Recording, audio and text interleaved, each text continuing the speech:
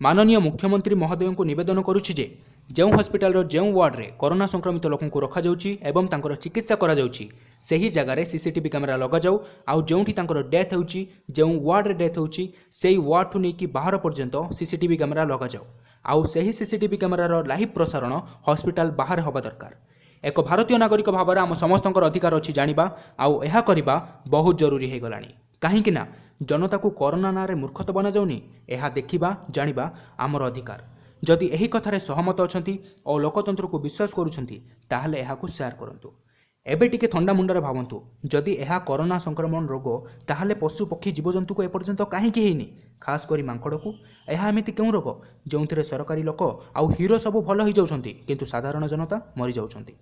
किए भी घरे कि रास्तार छटपट ही मरुनांती, हॉस्पिटल रे ही मरुछंती। काहेकि ये तो बड़ गजब कोरोना भाइरस जार कौन मेडिसिन बाहरी किंतु 99% लोक ठीक हो जाउछंती।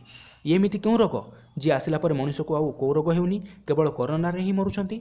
टिके भावंतु जदि साबुन और सानिटाइजर रे कोरोना मरी जाउछि ताहले एजाय मेडिसिन कौन पई बाहरी पारिलानी। जेतेबेले कोरोना पेसेंटर मृत्यु होउछि तार मूल्यवान अंश को बाहर करिकि जरी पैकिंग करिकि न खोलिबा पई आदेश देई डेड बॉडी दिया जाउछि। अच्छी कौन उत्तर आपणक पाखरे? जदि अच्छी ताहले दियंतु, जदि नाही ताहले भावंतु कि कोरोना ना रे कौन सब चली।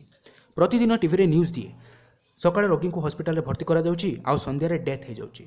कौन सकाळु संध्या भितर रिपोर्ट आसी जाउछि, रिपोर्ट आसीबा भितर रोगी रो डेथ हो जाउछि आउ सबरो अंतिम संस्कार मध्य हो जाउछि। आश्चर्यर कथा यह जे काश थंडा छिंकर लक्षण न थाई मध्य रिपोर्ट पॉजिटिव आसुछि। एही बीमारी ना रे किडनी बाहर कर दिया जाउनी तो खाली किडनी काहेकि आखि, लिवर, ब्लड, प्लाज्मा आहरी अनेक पार्ट्स अच्छी। यह पछरे किछि बड़ रहस्य लुचिछि कि इंटरनेशनल मार्केट रे मनिषर एही सब पार्ट्स रो मूल्य कोटी कोटी टंका। कोरोना ना रे कोन किछि षडयंत्र चलीछि कि? डेड बॉडी को तो घर लोक को दिया जाउनी आउ घर लोक मध्य कोरोना भय रे डेड बॉडी नियंतिनी। यह पछरे पेशेंट सहित कौन हेउछि किए जानिछि। तेणु समस्त को मिसिकी एमिति एक पदक्षेप नेबाकू पड़िबो जहाद्वारा कड़ा कार्यानुष्ठान नियाजिबो और प्रकृत सत सामनाକୁ आसिबो।